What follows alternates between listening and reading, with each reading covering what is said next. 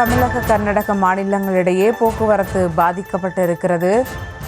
ஈரோடு மாவட்டம் தாளவாடி அடுத்த திம்பம் மலைப்பாதையின் 9வது கொண்டை ஊசி வளைவில் லாரி சிக்கியிருக்கிறது. கூடுதல் விவரங்களோடு இணைகிறார் செய்தியாளர் முருகானந்தம். வணக்கம் முருகானந்தம், விவரங்கள். வணக்கம். ஈரோடு மாவட்டம் தாளவாடி அடுத்த திம்பம் மலைப்பாதையானது 27 கொண்டை ஊசி வளைவுகளை கொண்டது.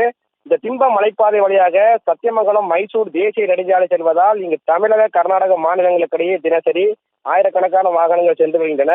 இந்த நிலையில் கர்நாடக மாநிலம் பெங்களூரில் இருந்து கோயம்புத்தூர் நோக்கி சென்ற கண்டெய்னர் லாரி ஒன்று திம்பம் மலைப்பாதை வழியாக சென்று கொண்டிருந்தது. அப்போது 9வது கொண்டை ஊசி வளைவில் சென்று கொண்டிருந்த போது கொண்டை ஊசி வளைவில் திரும்ப முடியாமல் நின்றுள்ளது.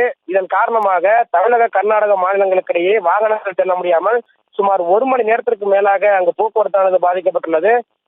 இதனால் திம்பம் மலைப்பாதையின் இருபுறமும் வாகனங்கள் நீண்ட வரிசையில் அணிவகுத்து நிற்கின்றன.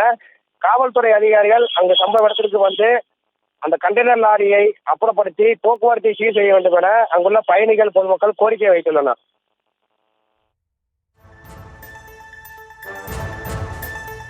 விவரங்களுக்கு நன்றி முருகானந்தம்.